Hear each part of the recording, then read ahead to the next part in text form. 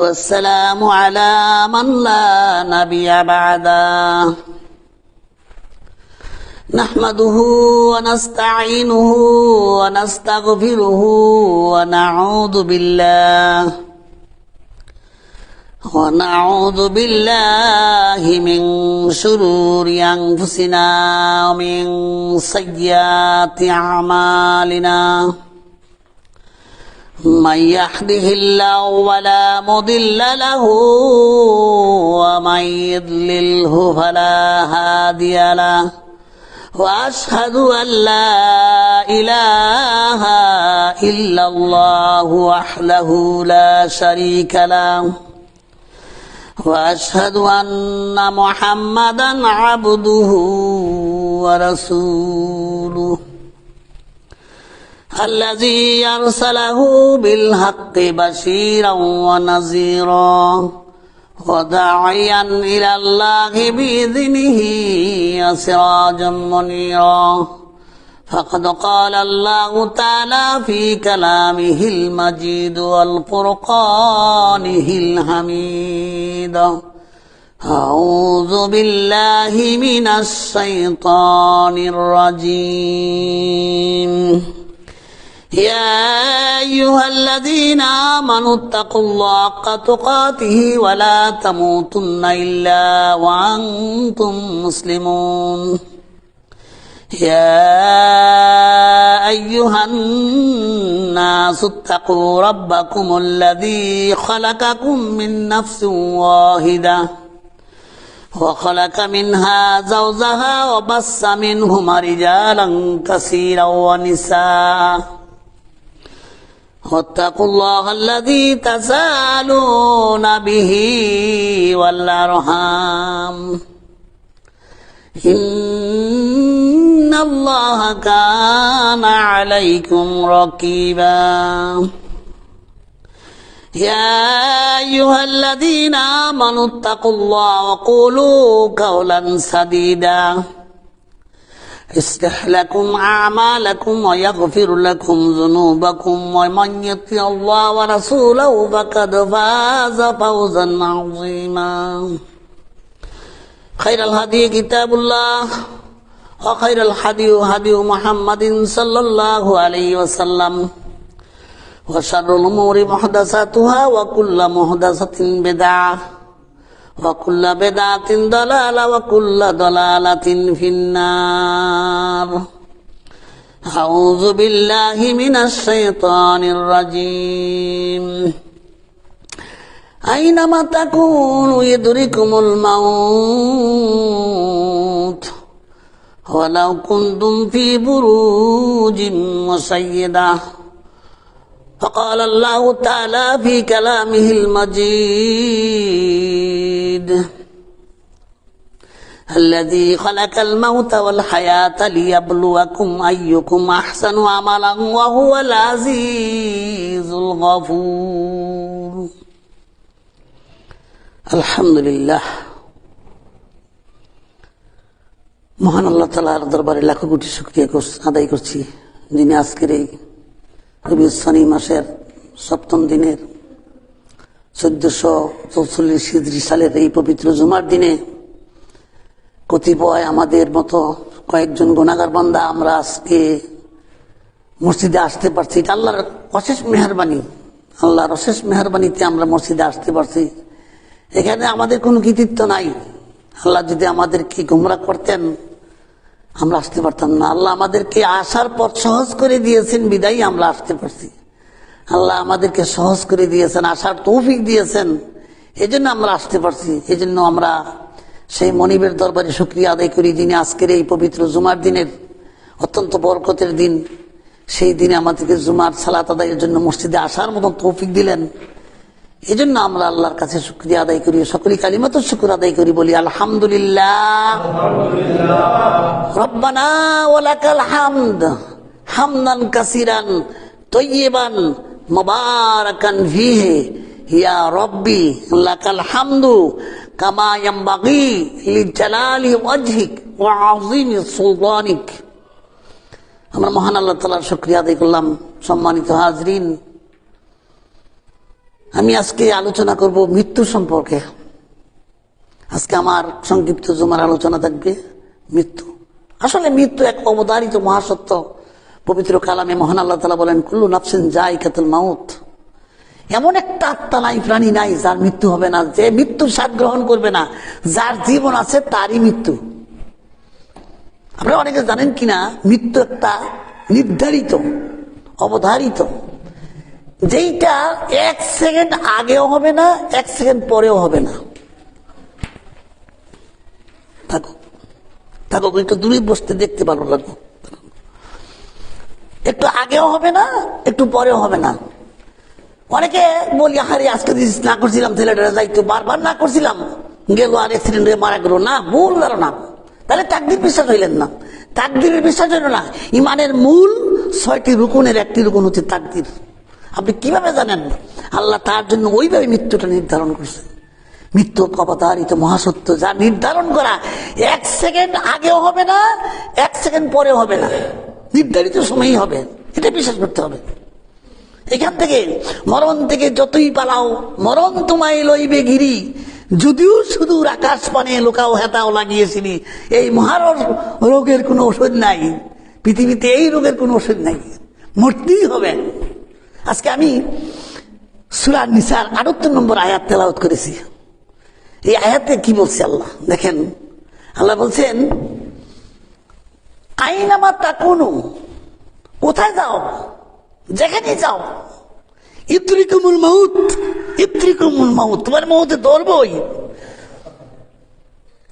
ওয়ালাউ কুনতুম ফি বুরুজিম মুসাইয়্যিদা, তুমি যদি সুদূর দুর্গের মধ্যে অবস্থান করো, সেইখানেও তোমার সাথে মৃত্যু যাবে। মৃত্যু থেকে পালাইবার বাঁচবার কোনো রাস্তাই নাই। আপনারা জানেন, একজন পয়গম্বরের মৃত্যু হয়ে গেছিল, কিন্তু তার কাজ সমাপ্ত হয় নাই।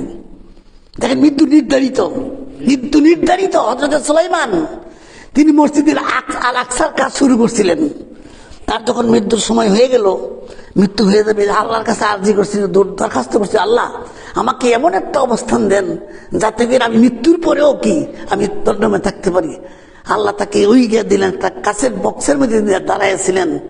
বিভিন্ন মুফাসসিরে বিভিন্ন লেখা হয়েছে 2 মাস, কেউ অনুসে আরো বেশি। তিনি কাছের প্রাচীরের ভিতরে দাঁড়াইছিলেন। হ্যাঁ, আর ওই জিনেরা যে কাজ করতো, জিনেরা কইছে ওই যে সুলাইমান দাঁড়ায় রয়েছে, কাজে ফাঁকি দিলেই ধরবো। জিনেরা জানতো না যে উনি মারা গেছে। আর যেদিন ওই লাঠিটা উলুয়ে খাইলো আর ওই দিন পড়ে গেল, তখন জিনেরা বলল, আরে উনি তো নাই। দেখেন, মৃত্যু এক অবধারিত মহাসত্য। এখানে 1 সেকেন্ড এই দৃষ্টি করার কিছু নাই। মৃত্যু হবেই আপনাকে, মৃত্যু আপনাকে গ্রাস করবেই। আমি কিছুদিন আগে প্রায় 2000 সালে বোধহয় একটা পত্রিকা পড়ছিলাম, ইনকিলাব পত্রিকা একটা প্রতিবেদন পড়ছিলাম, কোন এক দেশে নাকি বহুতল ভবন নির্মাণ করছিল, বহুতল ভবন। তো বহুতল ভবন নির্মাণ করতে গিয়া 8 তলার ছাদের উপর থেকে 2 জন নির্মাণ কর্মী পড়ে গেছিল। যে কোনো ভাবে 8 তলার ছাদের থেকে পড়ে গেছে। এখন 8 তলাতে পড়ছে মানে 80 ফুট উপরে পড়ছে, বাঁচার কোনো কথা না। কমন সেন্স বলে যে বাঁচবে না। কিন্তু দেখেন, আশ্চর্য ঘটনা, অবিশ্বাস্য হলেও সত্য, কিছুই হয় নাই, একেবারে সুস্থ।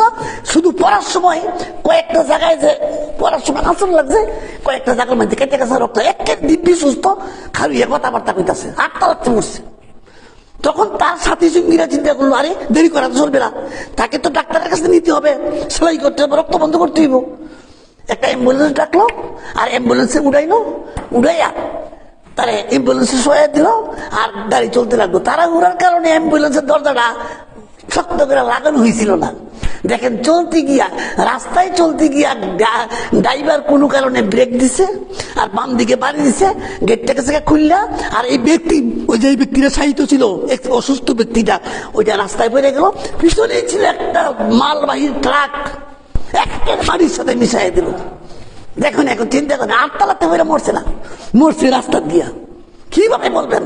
8 তলাতে পড়লো, মরলো না, তার মৃত্যু ওই রাস্তায় হবে, এইখানে গিয়ে তার মৃত্যু হবে। অতএব এই জন্য সে রাসূল সাল্লাল্লাহু আলাইহি ওয়াসাল্লামকে সাহাবী প্রশ্ন করছিলেন, ইয়া রাসূলুল্লাহ, কোন ব্যক্তি বেশি বুদ্ধিমান? এই উত্তর রাসূল বলছিলেন, ওই ব্যক্তি বেশি বুদ্ধিমান যে সবসময় মৃত্যুর কথা স্মরণ করে, যে সবসময় মৃত্যুর কথা স্মরণ করে। মৃত্যু এমন এক জিনিস, দুনিয়ার সমস্ত স্বাদকে বিস্বাদ করে দেয়, দুনিয়ার সমস্ত হারাম আয়েশকে নষ্ট করে দেয়, দুনিয়ার সমস্ত স্বাদকে নষ্ট করে দেয় একটাই জিনিস, মৃত্যু। আপনি যখনই মৃত্যুর কথা মনে করবেন, আপনি অন্যায় করতে পারবেন না। মানুষের টাকা মারবেন, মৃত্যুর কথা মনে হইলে পারবেন না। অন্যের উপর জুলুম করবেন, যখনই মৃত্যুর কথা স্মরণ হবে পারবেন না। এই জন্য মৃত্যু বেশি বেশি, আপনি মরণ করেন আর না করেন, আপনি স্মরণ করেন আর না করেন, আপনাকে মৃত্যু 70 বার স্মরণ করে দৈনিক। আমরা যতই কাছে, আমাদের যতই মুহূর্ত আগাচ্ছে, আমরা ততই মৃত্যুর কাছে নিকটবর্তী হচ্ছি। অনেকে বয়স বাড়ে না, বয়স মৃত্যুর দিকে যাইতেছে। আমি একেবারে কাছে যাইতেছি মৃত্যুর। যেদিন আমাকে আমি যদি জন্ম হয়েছি পর থেকে আমার মৃত্যুর দিকে, মৃত্যুর রাস্তায় আমি চলতেছি। আরেকটা বিষয় শুনলে অবাক হবেন আপনারা, মানুষের 120 দিন বয়স যখন হয়, ভ্রূণের মাতৃগর্ভে ভ্রূণের বয়স যখন 120 দিন হয়, আল্লাহ সেদিন ফেরেশতাদের মাধ্যমে ওই ভ্রূণের মাধ্যমে আত্মা দেয়, রূহ দেয়। তো রূহ দেওয়ার আগে ফেরেশতাকে বলে, তুমি রূহটা আগে দিবা, লেখবা তার মৃত্যুর আগে লেখো, তারপরে রূহটা দেবো। দেখেন, মৃত্যুর আগে লেখে আপনি কখন মৃত্যু হবে ওই দিন, এই 120 দিন বয়সে যখন আপনার রূহ দিবে, ওই দিন রূহটা দেওয়ার আগেই নির্ধারণ করে আপনার মৃত্যুটা কবে হবে। অতএব মৃত্যুটা নির্ধারিত, এক সেকেন্ড এদিক সেদিক হবে না। দেখবেন এক লোক শুনছিলাম 26 বছর নাকি হাসপাতালে আসছিল, এটা আশ্চর্য কথা না? অসুস্থ অবস্থায় 26 বছর আসছিল। আসলে তার যে হায়াত আছে, তার যে হায়াত আছে কি হবে? আবার দেখবেন দিব্যি সুস্থ মানুষ, সকালে কথাবার্তায় গেল, 2 ঘন্টা পরে খবর এলো লোকটা মারা গেছে, তোর দাদা। আসলে মৃত্যুর কোনো বয়স নাই, এটা এমন এক জিনিস, এমন একটা, এটা কার কোনো বয়স নাই। এটা শিশু, বৃদ্ধ, বয়স সব কিছু, আবার বৃদ্ধ মৃদ্ধ সকলের জন্য সমান, যার জন্য নির্ধারিত তাই আসবে। আজকে অনেক লোকেরা বলি নামাজ রোজা করি না, গাফিলি করি, বললে কয়ে আচ্ছা কোন মনে সময় আছে, তো বাপদাদার বসটা পাই এলোই। আরে তুমি বাপদাদার বয়স পাইবা, তুমি 1 সেকেন্ড বাঁচবা, এটা কি কারণটা, কি ভরসা আছে? আরো শুনবেন, আপনি শুনলে অবাক হবেন, যেই লোকটাই গান গাইছিল 1 সেকেন্ডের নাই ভরসা। যেই লোকেই গান গাইছিল ও নাকি ওই তেজের মধ্যে মারা গেছিল এই গানটা গাইয়া। তো লোকেরা হাত তালি দিল, বললো বাহ কি সুন্দর অভিনয় করতেছে, মনে হচ্ছে মরার অভিনয় করছে, কিন্তু ধৈর্য দেখা যায় নাই, মরে গেছে। আপনি অবাক হবেন, অনেক লোক নামাজের ইমামতি করতেছে, নামাজের মধ্যে মরে গেছে, এরকম অনেক দৃশ্য আছে। অতএব মৃত্যু এমন একটা জিনিস, এমন একটা বিষয় যেটা কোনো সময় নাই, হ্যাঁ, এটা কোনো তারিখ নাই, কোনো নোটিশ নাই, এটার কোনো নোটিশ নাই, যে কোনো মুহূর্তে আপনার মৃত্যু হবে। অতএব প্রকৃত জ্ঞানী ব্যক্তি ওই ব্যক্তি, যে ব্যক্তি সদা সর্বদা মৃত্যুকে স্মরণ রাখে, মৃত্যুর কথা মনে করে, মৃত্যুর কথা মনে করে ব্যক্তি অন্যায় করতে পারবে না, পারবে না। অতএব এই জন্য রাসূলের প্রথম জীবনে কবর জিয়ারত করার জন্য তিনি নিষেধ করছিলেন। কবর জিয়ারত করলে কবরের সাথে শিরকের সম্পর্ক আছে। তো শেষ জীবনে রাসূল কবর জিয়ারতের কথা বলে গেছেন। এই জন্য ওই দৃষ্টিকোণ থেকে কবরের কাছে গেলে মানুষের মন নরম হয়। আজকে আপনার প্রতিবেশী একটা মামলুক পাওয়া যায়, নামাজ পড়েন না, আপনি পড়ছেন না, আপনি প্রতিবেশী মারা গেছে, এই দিন দেখবেন আপনার মনটা কত দুর্বল হয়ে যায়। অন্তত 2-3 দিন নামাজ পড়বেন, বয়ে বয়ে 3 দিনও তো নামাজ পড়বেন। এই জন্য মানুষ যখন মৃত্যুর কথাটা যার সামনেই আছে সেই থমকে যায়। মৃত্যু এমন একটা ভয়ানক জিনিস যা মানুষের সকল আশা ভরসা সবকিছুকে থামিয়ে দেয়, সব আশা ভরসাকে মৃত্যু থামিয়ে দেয়। অতএব এই মৃত্যুর প্রতি আমাদের কি আস্থা রাখতে হবে, আমাদের কি বল রাখতে হবে, বিশ্বাস করতে হবে মৃত্যু যে কোনো মুহূর্তে হইতে পারে, 1 সেকেন্ডের না। এই জন্য তো সবসময় আপনি তৈরি থাকবেন মৃত্যুর জন্য। কিভাবে তৈরি থাকবেন? আমলের দিক থেকে। বিশেষ করে আজকে আমরা অনেকে লোকেরা মনে করি ঋণগ্রস্ত হয়ে গেছি, হ্যাঁ, লক্ষ লক্ষ টাকা ঋণ করতেছি, মনে করি পরিশোধ করবো না। জানা, আপনি যদি ঋণগ্রস্ত অবস্থায় মারা যান, দেখেন আপনি যদি ঋণগ্রস্ত অবস্থায় মারা যান, আপনি যদি শহীদ হন, আপনি ঋণগ্রস্ত মারা গেছেন, শহীদও যদি হন, তবু জাহান্নামে যেতে হবে। রাসূল সাল্লাল্লাহু আলাইহি সাল্লাম এক সাহাবীর জানাজায় গেছিলেন, যাওয়ার পরে জানলেন ওই সাহাবীর কি আছে, ঋণ আছে, এবং তার যেই ঋণ আছে ওই ঋণ পরিশোধ করার অর্থ তার নাই। তারপরে রাসূলের উক্তিটা শোনেন, রাসূল বলল সাল্লু আলা সাহিবুকুম, তোমাদের সাথীর জানাজা তোমরাই পড়ো, আমি পড়লাম না। জানাজা রাসূল পড়লেন না। শেষে একজন তার দায়িত্ব নিলেন, বললেন যে ইয়া রাসূলুল্লাহ আমি তার ঋণ পরিশোধ করে দিব। তারপর রাসূল জানাজা পড়াইছেন। অতএব আপনাকে তৈরি থাকতে হবে সব সময়ের জন্য, মৃত্যুর জন্য প্রস্তুত, যে এই মুহূর্তে মারা গেলে আমি প্রস্তুত আছি, আমার কোনো আনরেডি নাই, সব রেডি, সব ঠিক করে রাখছি, আমার যা যা করণের সব ঠিক করে রাখছি, এই মুহূর্তে মরলে আমি প্রস্তুত আছি, ইমান নিয়ে মরতে পারবো। সাইল মুমিন, মৃত্যুর জন্য প্রস্তুত হই না। আজকে কত কিছুর জন্য আমরা প্রস্তুত হয়ে থাকি, কত কিছুর জন্য মৃত্যুর জন্য প্রস্তুত হই না। মৃত্যুকে ভুলে গেছি আমরা, স্মরণই করি না, মনেই করি না যে মরতে হবে। এই জন্য মহান আল্লাহ তাআলা সূরা তাকাসুরে বলছেন হাকুমত তাকাসুরু হাত্তা যুরতুমুল মাকাবির। এই আধিক্যের লালসায়, অধিক পাওয়ার লোভে মানুষকে মহাচ্ছন্ন করেছে, মানুষ অন্ধ হয়ে গেছে। মানুষ যতক্ষণ না হাত্তা যুরতুমুল মাকাবির, মানুষ যতক্ষণ কবরে উপনীত না হয় এতক্ষণ তার আশা কি হয় না, শেষ হয় না। এই জন্য বলছে যে বনি আদমের খিদা নিবারণ হয় না কবরের মাটি ছাড়া। এত মানে যত চাই পাই ততই খাই, যত খাইলাম মানে ততই পাই, এরকম একটা কথা আছে না, বেশি আরো চাই আরো চাই, যার আছে বেশি সে আরো বেশি চাই। এই জগতে হায় সেই বেশি চাই, আছে যার বুড়ি বুড়ি। এই জন্য দেখবেন অভাব এমন, কোটি কোটি টাকার মালিক তার আরো বেশি অভাব, তার পরিকল্পনা আরো বেশি। আপনার কি এর পরিকল্পনা? আপনার তো পরিকল্পনা 3 বেলা খাওয়ার, যে কোটি কোটি টাকার মালিক তার যে কত অভাব, আপনি তার আত্মকাহিনী শোনেন। এই জন্য মানুষ এইরকম ভাবে দুনিয়ার প্রতি মহাচ্ছন্ন হয়েছে। অথচ দুনিয়া মানুষকে কি করে? দুনিয়া মানুষকে প্রলোভন দেয়। দুনিয়ার শব্দটা হচ্ছে আপনা শব্দ থেকে, আপনা শব্দের বাংলা হচ্ছে নিকৃষ্ট থেকে নিকৃষ্টতর। এজন্য যারাই দুনিয়ার মধ্যে ঢুকছে তারাই ধ্বংস হয়েছে। তবে দুনিয়া ছাড়া আবার জান্নাতে যাওয়া যেত না। জান্নাতে যাওয়ার রাস্তা দুনিয়ার মাধ্যমে যাইতে হবে, দুনিয়া ছাড়া জান্নাতে যাওয়া যাবে না। তার মানে দুনিয়া নিয়ে যাবে না, দুনিয়া থুয়ে যাইতে হবে। যেমন উদাহরণস্বরূপ বলি, অনেক সময় নৌকা পানি দিয়া চলে না, পানি দিয়া নৌকা চলে, পানি ছাড়া নৌকা চলার কোনো সুযোগই নাই। তাহলে আপনি যদি মনে করেন এত দরকার যখন পানির, নৌকা যখন পানি ছাড়া চলেই না, নৌকার সাথে পানির এত সম্পর্ক, তাহলে পানি নৌকার ভিতরে লই, নৌকার ভিতরে যদি পানি নেন আপনি কি নৌকা সহ আপনি শেষ। এই জন্য দুনিয়া আপনি নিতে পারবেন না, দুনিয়ার উপরটা যাইবেন। আসলে দুনিয়াটা হচ্ছে একটা ওয়েটিং রুম, দুনিয়াটা হচ্ছে একটা ওয়েটিং রুম, স্টেশনের ওয়েটিং রুম। দেখবেন এখনো যদি খুব সুন্দর করে টাইসপেস করে তুই রাখে, সুন্দর করে সাজায় তুই রাখে, কোনো লাভ নাই। আপনি আসেন 1-1.5 ঘন্টা 2 ঘন্টা বা আধা ঘন্টা, গাড়ি আইব আপনি যাইবেন না।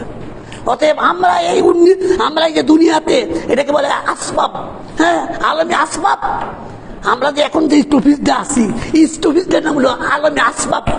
তারপরে স্টপিজটার নাম হলো আলমে বারজাখ, কবরের জগৎ।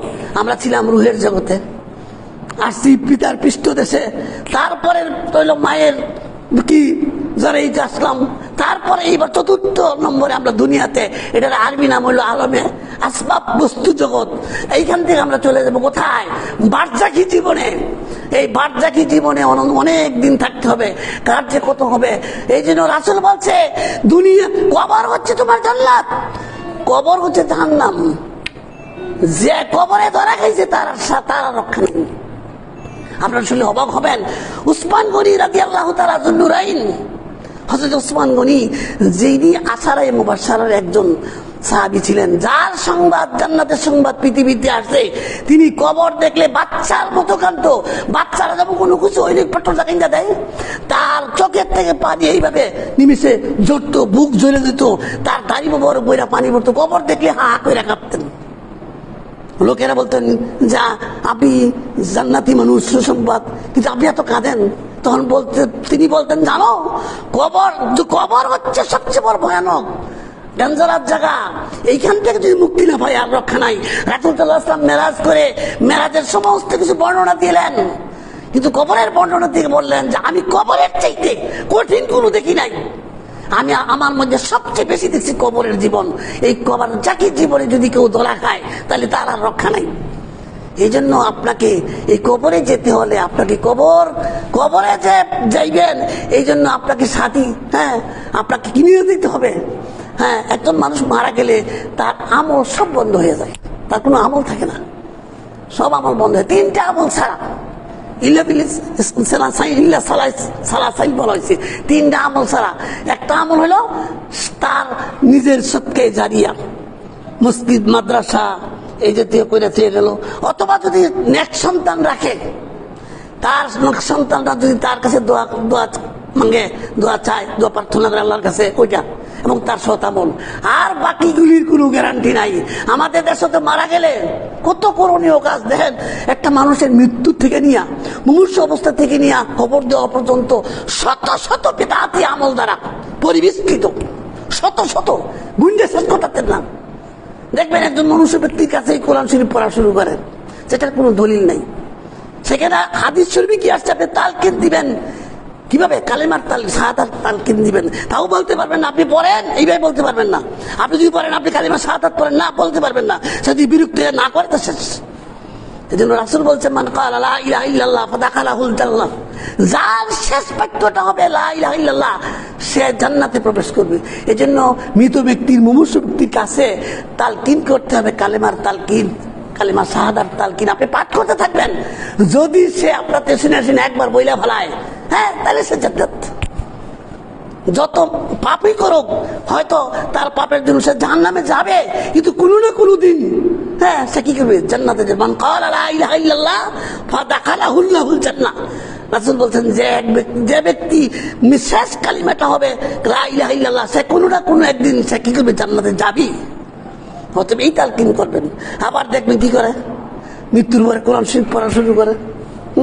মরা মানুষের কাছে কোরআন শরীফ পড়ে। দেখ, যারা সারা জীবন ফাজাইল নামাজ পড়ছে, যারা সারা জীবন ফাজাইল নামাজ পড়ছে, কোরআন বুঝছে না, কোরআন বুঝতে না, ইত্তে আলেম ওলামাদের কাজ। ফাজাইল আমল পড়ো, মুকসিদুল মুমিনিন পড়ো, ব্যস্তি যাওয়ার পড়ো, নিয়ামুল কোরআন পড়ো, এটা সহজ বুঝবা, কিন্তু কোরআন বুঝতে না। এরা কিন্তু আবার মরার পরে কিন্তু এগুলি পড়ায় না। দেখেন কি উল্টাটা, মরার পরে এটা কয় না যে আজকে নিয়ামুল কোরআনটা পড়ো, মৃত্যু বাড়ি অথবা ফাজাইল আমলটা পড়ো, এটা কয় না। মরার পরে কিন্তু কোরআন পড়ায় উল্টাটা। যেমন আমাদের দেশে জাকাত দিই কি দিয়া, জাকাত দিই কাপড় দিয়া, আর সাদকা দিই টাকা দিয়া, উল্টা, সুন্নতের উল্টা। অনুরূপ কি করে তারা এরকম ভাবে উল্টা আমলটা করতেছে। এই জন্য আপনাকে কি করতে হবে, কোরআন মৃত ব্যক্তির জন্য আসে নাই, কোরআন আসছে জীবিত ব্যক্তির জন্য, যারা জেতা আছে তাদের জন্য। মৃত্যুর পরে আর কোরআন কতই পড়েন, কাম হইতো না, কিচ্ছু কাজ হইতো না। আপনি যদি 1000 খতমও দেন, খতম, কিচ্ছু কাজ হইতো না। কিন্তু দুনিয়াতে থাকলে একটা হারফ মান কারা হারফাম মিন কিতাবিল্লাহি ফালাহু হাসানাতুন হাসানাতু বিআশরি আমসালিহা। দুনিয়াতে জীবিত অবস্থায় পড়লে একটা হরফে 10টা করে নেকি হইব, কিন্তু মরার ব্যক্তির খবর শোনায়া কোরআন শোনায় কি করবেন, নাই। আজকে আমাদের দেশে এটি করা হয়। তারপরে কি, মৃত্যু ব্যক্তির যখন মুমূর্ষু অবস্থায় মারা যাবে, তার চক্ষুটা বন্ধ করে দিবেন, কাপড় দিয়ে ঢেকে দিবেন, আর যত সম্ভব খুব তাড়াতাড়ি দাফন করবেন। আমগো দেশে করে কি, এটারে মাইকিং করে, বিশাল আয়োজন করে না। এই ফর্জে কিফায়াটা হচ্ছে সমাজের লোকদের উপর। অনেক লোক জড়ো করবেন, সময় লিঙ্গার করবেন না। যত তাড়াতাড়ি তাকে দাফন দিবেন তার জন্য হাসান হবে। এ সমস্ত বেদাতি আমলটা আমার দেশে আছে। মসজিদ মাইক দিয়া, মাইকিং কইরা মানুষকে জানানো হয় না, এতে করে কল্যাণ নাই কোনো। এই মৃত ব্যক্তির কল্যাণ নাই। মৃত্যু ব্যক্তির কল্যাণ হবে যত তাড়াতাড়ি তাকে দাফন দিবেন। এবার দাফন কাফন দেওয়ার সময় যে কতগুলি বিদআতি আমল আছে, হ্যাঁ, আমাদের দেশে করা হয়। দেখবেন কবর দেওয়ার সময় কি করবো, কোরআনের আয়াত কইব, মিনহা খালাকনাকুম ওয়া ফিহা নুইদুকুম ওয়া মিনহা নুখরিজুকুম তারাতান উখরা। কয় কোরআনের আয়াত, তো কোরআনে তো থাক। আল্লাহ রাসূল কি কোরআনের আয়াত পড়ছে এইভাবে? কোরআনের এত কথা, কিন্তু না, আপনি কেন পড়বেন? এইভাবে পড়ার জন্য কোনো বিধান নাই। রাসূলের সুন্নাত হচ্ছে বিসমিল্লাহ বলে বল। কেউ যদি জানাজা পড়ে, দাফন করে, হ্যাঁ, সব রাসূল বলছে, কেউ যদি কারো জানাজায় শরীক হয় তাহলে তার জন্য এক কিরাত মানে উহুদ পর্বতের সমান সওয়াব। আর যদি তার জন্য অপেক্ষা করে, দাফন পর্যন্ত অপেক্ষা করে, তার জন্য 2 কিরাত। হ্যাঁ, এজন্য করবেন, মাইয়াতের জন্য করবেন। হ্যাঁ, আমাদের কাছে এগুলি করা হয়। এরপর দেখবেন মৃত্যু ব্যক্তি করে কি মুছ কাটে, দাড়ি কাটে, তারপরে নুক কাটে না। মৃত্যু শ্বাস নিঃশ্বাস ত্যাগ হয়ে গেলে আর কোনো করতে পারবে না, কোনো অথরিটি নেই আর। একজন ব্যক্তির গলার মধ্যে মাদুলি ছিল, হাতের মধ্যে বালা ছিল, মৃত্যু অবস্থায় আপনি তারে যদি অনেক হয়া দিয়ে দেন, আর কাম হইতো না। মৃত্যু অবস্থায় যদি সেখানে মুষ্টিক অবস্থায় মারা গেছে। আবার অনেক সময় আমরা এগুলি করি, মুস বড় তালিকাটা দিই না, নুক কাটা দেবে, যাই দিবে, এইভাবে থাকবে। আবার আরেকটা কাজ করে, কি করে, পেট চাইপিয়া ময়লা ভাত করে না, এগুলি করা যাবে না। হ্যাঁ, রাসূলের সুন্নাত অনুযায়ী গোসল দিবেন, গোসল দিয়ে দাফন কাফন করবেন, এটাই সুন্নত। অতিরিক্ত কাজ করা, জোরে জোরে এরকম ভাবে বলা, হ্যাঁ এরকম ভাবে যে আমাদের দেশে দেখবেন কি করে, কুতুরে গিয়ে গিয়ে কাঁধ বদলায় এরকম ভাবে, হ্যাঁ বদলাইতে পারেন যদি কাজ লাগে, ঠিক আছে বদলায় এরকম সমস্যা নাই, কিন্তু ওই যে সুন্নত হিসাবে মনে করেন এগুলি বেদাতি আমল, এগুলি করা যাবে না মৃত্যু ব্যক্তির। এরপরে দাফন দেওয়ার পরে চারজন খালিয়া পরে চার কুল ভরেন, কোথাও নাই। এরপরে খেজুরের ডালা দেয়, খেজুরের ডালা রাসূল এক হাদিসে আছে, রাসূল কবর পাশে দিয়ে যাচ্ছিলেন, ওই কবরের আযাব হচ্ছিল, রাসূল ওই বিশেষ ব্যক্তির জন্য খেজুরের ডালা দিছিল, কিন্তু বলে গেছে না উম্মতরা তোমরা দিও না, এটা উম্মতের জন্য কাজ না, ওই ব্যক্তির জন্য করা হয়েছিল। রাসূল বলছিল আশা করা যায় তার ওই ডালাটা যতক্ষণ পর্যন্ত তাজা থাকবে এতক্ষণ তার কবরে আযাব বন্ধ হবে, কিন্তু অন্যান্য মানুষের আপনি খেজুরের ডালা দিবেন এইটা সুন্নত হিসেবে না, দেওয়া যাবে না, দেওয়া যাবে না। এই জন্য এই কবর হচ্ছে আমার জন্য প্রথম কাটি, এখানে যদি ধরা খাই, হ্যাঁ দেখেন কি একটা কবরের ভীতি প্রদর্শনের জন্য আবার কিছু বেশি ফজিলত বুঝাইবার লাগি। ওই যে আবু যর গেফারির নাকি এরকম বলছিল যে হযরত ফাতেমা কবরে, ফাতেমা এই কবর তুমি জানো তোমার মধ্যে কাকে আজকে কবর দেওয়া হবে? হ্যাঁ রাসূলের কন্যা ফাতেমা সাবধান কবর। তারপরে কবর বলে না কিছু, তারপরে বললো এ কবর তুমি জানো আজকে তোমার মধ্যে কাকে কবর দেওয়া হবে? আলীর কন্যা, আলীর স্ত্রী ফাতেমাকে। এরকম ভাবে কয়েকবার বলার পরে নাকি কবর থেকে আযাব কি এরকম উত্তর আসছে যে আমি বুঝি না, আমি ফাতেমা চিনি না, আমি আলী চিনি না, হোসেন চিনি না, রাসূল চিনি না, আমি চিনি আমার কবরের মধ্যে যারা ভালো আমল নিয়ে আসবে। এইরকম ফজিলত বুঝাই দিকে মিথ্যা, এগুলি বানু আর জাল কথা, হাদিসে নাই। আমার সমাজে প্রচলিত আছে এই কথাটা, অনেকে কয় এরকম মানুষকে ভীতি প্রদর্শন করার জন্য। আপনি ভয় দেখানোর জন্য মিথ্যা হাদিস দিয়ে দেখাইতে পারবেন না, যা জয়ীফ দুর্বল এগুলি দিয়ে দেখাইতে পারবেন না, যা হাদিসে আছে রাসূলের সুন্নাহ তাই করতে হবে। আজকে আমাদের দেশে এগুলি কিছু অতিরঞ্জিত করা হয় না, মাইয়াতের পাশে আর অনেকগুলি করা হয়। এরপরে দেখেন কি করে, মানুষ মারা গেলে 3 দিনের মধ্যে কি করে খতম পড়ায়, এরকম খাওয়ায়। হ্যাঁ মিসকিনদেরকে খাওয়াইতে পারেন, খাদ্য দিতে পারেন, তবে রাসূল বলছে মৃত ব্যক্তির জন্য সবচেয়ে উত্তম আমল হচ্ছে পানির ব্যবস্থা করা। এক সাহাবীকে বললো ইয়া রাসূলুল্লাহ আমার তো মা মারা গেছে, আমি কি করতে পারি? রাসূল বললেন তুমি পানির ব্যবস্থা করে দাও। তো আমাদের দেশে তো বর্তমানে কি পানির এইরকম ভাবে, ওই যুগে তাদের পানির নলকূপ বা কূপের ব্যবস্থা করে দিতেন। আজকে আমরাও পারি যেই জায়গায় যে এলাকাতে বা নলকূপের অভাব, পানি খাওয়ার অভাব, সেখানে টিউবওয়েল দিতে পারি, অথবা এতিম মিসকিনদের খাবার দিতে পারি, একটা মাদ্রাসা করে দিতে পারি, মাদ্রাসা মসজিদ করে দিতে পারি, সদকায়ে জারিয়া করে দিতে পারি। কিন্তু এগুলি করা হয় না, করা হয় কি বিশাল আয়োজন কইরা 7টা গরু জব কইরা এমুকের মার খতম ভরাইছে। 7টা গরু কি একটা বিশাল একটা নাম করছি কারা এমুক সাপ। এরপরে আইসে কারা, এটা খাইবো কারা? ময়লা খাইবো তো মিসকিনরা, খাইছে এমপি মন্ত্রী চেয়ারম্যান বলতো নেতৃস্থানীয় লোকেরা, তারপরে আত্মীয় স্বজন হায়াল খাইছে, কিন্তু খাওয়ার কোনো বিধান নাই। মৃত ব্যক্তির জন্য যেটা খাবে এটা শুধু মিসকিনরা খাবে, এটা ময়লা, এটা আবর্জনা, এটা কোনো ধনী লোকে খাইতে পারবে না, শুধু মিসকিনরা খাবে। কিন্তু আমাদের দেশে এখানে আমভাবে সবাই খায়।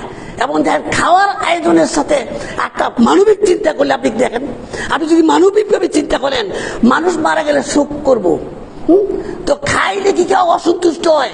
খাইলে কি কেউ কান্দে? খাই তো সন্তুষ্টি হয়। এটা কি সত্যিকার অর্থে এইভাবে খাওয়ার আয়োজন করা আমাদের সেই রেওয়াজটা আসছে, চালু হয়ে আসছে, এটা শরীয়তে নাই, এটা রাসূল করে নাই। একটা সাহাবীর মৃত্যুর পরে এরকম করে নাই যে রাসূল গিয়া বা কিছু সাহাবী নিয়ে তাদেরকে খানা পিনা করলেন, সম্মিলিত দোয়া করলেন, এরকম ধরনের কোনো হাদিস পাওয়া যায় না। আজকে আমাদের দেশের সমাজ কি রেওয়াজ হয়ে গেছে। 2007 সালে যখন আমার পিতা মারা গেল, আমার মামাতো ভাই আমাকে বললো কিরে তোরা কি কাফের হয়ে গেছিস? নাউযুবিল্লাহ। আমার জিগায় তোর বাপটা বললো একটা মানুষের খাওয়াইলে না, আমার এইভাবে কইছে, বুঝে না কি? আমি বললাম যে না, আমি তো কোথাও পাই না যে এরকম ভাবে মানুষ মারা গেলে মানুষকে এরকম ভাবে খাওয়াইতে হয়। দান সৎকার করি, দোয়া করি। দেখেন পিতা মাতার জন্য সন্তানের দোয়া, সন্তানের জন্য পিতা মাতার দোয়া উত্তম দোয়া। আপনি যে বাড়াইটা আনবেন আরেক মৌলানা সাহেব, হ্যাঁ হেইলে কি কইব আপনার পিতা মাতার লেগে দোয়া করবো। আরে আপনার চোখের পানি উঠবে, আপনার মা বাপ মরছে এই জন্য, তার চোখে কি পানি আসবে? তার চোখে পানি আইব যদি কম দেয়া দেন, টেয়া কম দেন তখন চিন্তা করবো হাইরে কিল গাইলাম রে, এত কষ্ট করে আইলাম টেয়া দিল না। কিন্তু এটা হয় না, দোয়া করবেন, করাইবেন না। আমাদের দেশে দোয়া করে না, করায়। হ্যাঁ, দুইটার বিধান আছে, দোয়া করবেন, দোয়া চাইবেন, কিন্তু করাইবেন না। আমাদের দেশে কি দোয়া করেও না, দোয়া চায়ও না, দোয়া করায়। দোয়া করায় লোক দিয়ে আইন না, তাদেরকে দিয়ে দোয়া করায় না, এটার বিধান নাই। এটা কবুল হওয়া বা এটা সুন্নাত বিরোধী, এটা সুন্নাত বিরোধী, রাসূল করে নাই। হ্যাঁ, মান আমিলা আমানান লাইসা আলাইহি আমরুনা ফাহুয়া রাদ্দুন, এমন কোন আমল করা যাবে না যে আমলটা রাসূল থেকে স্বীকৃতি না। অতএব আপনি পিতার মাগফিরাতের জন্য এমন একটা কাজ করবেন যেখানে রাসূলের সুন্নাত দ্বারা প্রমাণিত নয়। অতএব এটা আপনার জন্য কল্যাণ বয়ে আনবে না, আপনার জন্য কি ক্ষতি হবে। কাজী ইব্রাহিমকে জিজ্ঞেস করছিল একজনে, আমি একটা প্রশ্ন শুনলাম যে হুজুর ইয়া খাওয়ান দেবো, পিতা মাতার জন্য কি খাওয়ান দেবো? হ্যাঁ খাওয়ান দেবো, খাওয়ান। যদি মনে করেন যে আপনার পিতা কিছু শাস্তি হওয়া দরকার, তো খাওয়াই দেন, শাস্তি শুরু হয়ে যান। তো বিষয় এলো, আজকে আমরা এই বিষয়টা বুঝি না, এটা সওয়াবের কাজ না, এটা সুন্নাত বিরোধী কাজ, বেদাতি আমল। এই দ্বারা কি সে আযাব পাবে আপনার এই আমলের কারণে। এজন্য এগুলি করবেন না, যেগুলি সুন্নতে আছে এবং যেগুলি সহিহ সুন্নাহ আছে এগুলি করবেন। মৃত ব্যক্তিকে কেন্দ্র করে আজকে অনেক মানুষ হ্যাঁ বহুত বিভ্রান্তির পথে চলতেছে, বহুত মানুষ বিভ্রান্তিকর কাজ কাম করতেছে আমাদের সমাজে। হ্যাঁ, একেবারে জানাজার থেকে নিয়ে তারপরে আপনার বাড়ি দেওয়া, কবর দেওয়া এবং ইয়া করা, এগুলির থেকে নিয়ে সবগুলি কাজের মধ্যে এই ভেজাল যুক্ত এবং শিরিকের গন্ধ আছে এমন অনেক আমলগুলি আমরা সমাজে প্রতিষ্ঠিত হয়ে গেছে, যে আমলগুলির মধ্যে শিরিকের গন্ধ আছে, শিরিকের গন্ধ আছে। কবরের সাথে কিন্তু শিরিকের অনেক গন্ধ আছে। এই জন্য আপনি কবর জিয়ারত করতে পারেন। হ্যাঁ, কিভাবে করবেন? রাসূল যেভাবে করছে, রাসূল যেভাবে করছে এইভাবে করবেন। হ্যাঁ, কিন্তু মৃত ব্যক্তির জন্য খতম করা, কোরআন খানি করা, এরকম ভাবে পড়া, এগুলির বিধান ইসলামে নাই, রাসূল করে নাই, সাহাবীরা করে নাই। আমাকে আপনাকে অবশ্যই বর্জন করতে হবে। আমার পিতার কল্যাণের জন্য, মাতার কল্যাণের জন্য আমি যেই পথটা বেছে নিব সেটা হলো রাসূলের সুন্নাহ। রাসূলের সুন্নাহর বাইরে গিয়া আমি তাদের কল্যাণ চাবো, এটা কল্যাণ হবে না, এটা অকল্যাণ হবে, তাদের জন্য ক্ষতি হবে। এই জন্য সহিহ সুন্নাহ মতেই করতে হবে। এর বাইরে যদি করেন হ্যাঁ তাইলে হবে না। এই জন্য আপনাকে এই বিষয়গুলো আমাদের খেয়াল রাখতে হবে। মৃত ব্যক্তির হ্যাঁ দাফন কাফন বিষয়ে নিয়ে, হ্যাঁ তারপরে মৃত ব্যক্তির যে ওয়ারিস যারা আছে হ্যাঁ তাদের বিষয়, যেমন মারা গেলে একজন মানুষ মারা যাওয়ার পরে প্রথম কাজ হলো তার ওই সম্পদ থেকে তার কোনো ঋণ থাকলে দেওয়া, অথবা তার যদি এরকম ধরনের ওসিয়ত থাকে, ওসিয়তের একটা ধারা আছে। রাসূল বলছে ওসিয়ত কেমন করবো? আমি এমন এক ওসিয়ত করে গেছি যেটা আমার সম্পদে হবে না, না সম্পদের 1/3 বেশি খরচ হবে এমন ওসিয়ত শরীয়ত অ্যাকসেপ্ট করে না। এমন ওসিয়ত শরীয়ত অ্যাকসেপ্ট করে যেটা সম্পদে অনেক, আপনার ওয়ালি ওয়ারিসের সন্তান আছে কিন্তু এমন একটা ওসিয়ত করছে যেটা সারে সম্পদ দিলে ওসিয়ত দিত না এগুলো। তবে ঋণ পরিশোধের জন্য সম্পূর্ণ সম্পত্তি আপনাকে সেখানে দিতে হবে। ঋণ পরিশোধ করার আগে বন্টন হবে না। আজকে দেখেন আমাদের দেশের সমাজে কি আছে, যখন পিতা মাতা মারা যায় তখন সন্তানরা তার উত্তরাধিকারী হয়। হ্যাঁ, বিশেষ করে ভাইয়েরা ভাগ করে নেয়, বোনেরা আমার সমাজে পায় না। ভাইয়ে পাইছে আজকে, বইনে 20 বছর হয়েছে এখনো পায় না। হিসাবটা কি? হিসাব হইলো বইনে যদি সকালে পায়, যদি সকালে পায় বইনে সকালেই পাবে, আর না হলে ওইটা আপনার জন্য একটা কি হবে, মুসিবত হবে, আগুন হবে। আজকে আমাদের সমাজে দেখেন এগুলি আমাদের কোনো কি হয় না। আমাদের সমাজপতি যাদের সমাজের নেতারা আছে এই বিষয়ে কথা বলে না। বিবাহের সময় দেখবেন যে বিরাট বড় অঙ্কের একটা মহারণা ধার্য করলো, হ্যাঁ 10 লাখ টাকা একটা মহারণা ধার্য করে দিল এইরকম নেতারা বা মাতব্বররা, কিন্তু আদায়ের ব্যাপারে কি করলো না, এরকম করলো না। তো এই জন্য এইগুলি হ্যাঁ আমাদেরকে খেয়াল করতে, মৃত ব্যক্তির ব্যাপারেও এই সমস্ত বিষয়গুলি, ওসিয়তগুলি বা বন্টনগুলি সঠিক সুষ্ঠু বন্টন যদি না হয়, সেখানে আপনারা যাদের সমাজের যারা আছে তাদের যদি ইনসাফটা না করা হয় তারা কিন্তু এর জন্য দায়ী হয়ে যাবে। এজন্য আমাদেরকে এইগুলি বিষয়ে খেয়াল রাখতে হবে। মৃত ব্যক্তির প্রতি যে আমাদের যে হকগুলি রয়েছে এই হকগুলি আমাদেরকে আদায় করতে হবে, তাদের জন্য দোয়া করতে হবে। দোয়া করবেন কেমনে? রাসূল যেভাবে করছে এভাবে দোয়া করতে হবে। হ্যাঁ, যেমন আমাদের দেশে একটা মিলাদ দিয়া এরকম ভাবে একটা মিলাদ অনুষ্ঠান দিল, মিলাদ দিয়া ইয়া নবী সালাম আলাইকা কইয়া এরকম মিষ্টি খাওয়ানো করলো, বাস। এই ধরনের কোনো দোয়া নাই। দোয়া করবেন আপনারা, হ্যাঁ সবাই দোয়া করবেন। রাসূল সাল্লাল্লাহু আলাইহি ওয়াসাল্লাম বলছে কেউ যদি মারা যায় আর লোকেরা যদি অন্তর থেকে তাকে ভালো বলে, এরকম 4টা সাক্ষী যদি পাওয়া যায় সে জান্নাতি হবে। রাসূল সাল্লাল্লাহু আলাইহি ওয়াসাল্লাম বসে আছে, ইন দি মিন টাইম হ্যাঁ এক সাহাবী এসে বলছে যে মুখে মারা গেছে, মুখ লোক ভালো ছিল এরকম ভাবে, তো রাসূল বলছে সে পানা হয়ে গেছে। আরেকজন ব্যক্তির সম্পর্কে বলছে যে এই লোক তো মারা গেছে, সে তো অনেক খারাপ ছিল, রাসূল বলল হ্যাঁ পানা হয়ে গেছে। তারপরে সাহাবীরা বলে, ইয়া রাসূলুল্লাহ কি ভালো হয়ে গেছে? সাহাবীরা প্রশ্ন, ইয়া রাসূলুল্লাহ কি ভালো হয়েছে? তখন বললো যে ওই যে তোমরা যে তারে ভালো বললা, হ্যাঁ, এই জন্য সে জান্নাত পাওয়া গেল। আর যার ধর্মীয় বিষয়ে সবাই মন্দ বললা, যে খারাপ লোকটা খারাপ ছিল, সে জান্নাত পাওয়া হয়ে গেছে। অতএব আপনি যদি ভালো হন, হ্যাঁ, তাহলে আপনি কি, লোক যদি আপনাকে ভালো বলে তা আপনি জান্নাতে যাবেন। এই সুযোগকে বাঙালি আমরা এত সুযোগ সন্ধানী, এই সুযোগকে কেন্দ্র কইরা এটা কিভাবে ব্যবহার করি? জানাজার মাঠে জানাজার লাশ সামনে রেখিয়া একজন আঙ্গুল দিয়া বলে, ইশারা করে বলে যে এই লাশ চিনি, কেমন লোক ছিল? সবাই বলি ভালো ছিল। এরকম বললে নাকি জান্নাতি হবে? এটা কি কখনো হয়? আপনি একজন লোককে, এই লোকটা যদি কন্ট্রাক্টারি করতে গিয়ে বাসের রাস্তার রড সিমেন্ট খেয়ে থাকে আর আপনি ভালো খেয়ে দিচ্ছেন, তাহলে কি সে জান্নাতি হবে? তাহলে আল্লাহ হাকামুল হাকিমিন কেমনে হইলেন? আল্লাহ কিভাবে হাকামুল হাকিমিন হইলেন? এটা না, এটা বলানো। ওইটা হলো বলা, অন্তর থেকে যদি বলে, ওইটা আসছে হাদিসে। আর আমরা নিজেরা বইলা দিই না, এইগুলি অতিরঞ্জিত। কাউকে বলা এটা সম্পূর্ণ সুন্নত বিরোধী কাজ। জানাজার মধ্যে এই লোকটা কেমন আছেন, ভালো আছেন, কেমন আছেন, এটা সুন্নত বিরোধী কাজ, এটা করবেন না। যদি ভালো থাকে আপনার মন ভালো বলবে। আল্লাহ মানুষ দেখে মানুষের অন্তর, আল্লাহ দেখে মানুষের অন্তর। তাকওয়া মানুষের অন্তর দেখে। আপনার অন্তরে কি আছে আল্লাহ জানে, আপনি জানেন আল্লাহ জানে।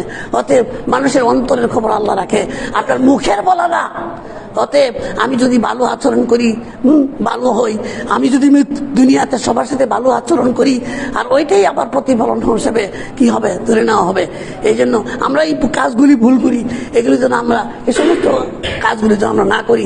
আমরা যেন মাইয়াতের জন্য সঠিক সুন্নাহ মোতাবেক দোয়া করি এবং সুন্নাহ মোতাবেক তাদেরকে দাফন কাফন করি। এগুলি বিষয়ে যেন আমরা সচেষ্ট হই। আল্লাহ যেন আমাদেরকে মৃত্যুর বেশি বেশি ভয় আমাদের অন্তরে জাগরণ করে দেয়। আমরা যেন বেশি বেশি মৃত্যুকে ভয় পাই। মৃত্যুর ভয় যার যত বেশি, সে আল্লাহর জন্য কি তত বেশি কাছে যাবে এবং পরকালের জন্য সে কি তত সঞ্চয় করবে। আল্লাহ আমাদেরকে মৃত্যুর ভয়, কবরের ভয় যেন রেখে। ওমা আলাইহিল বালাগ ওয়া আকুল কাউলি হাযা আস্তাগফিরুল্লাহ ওয়া লাকুম।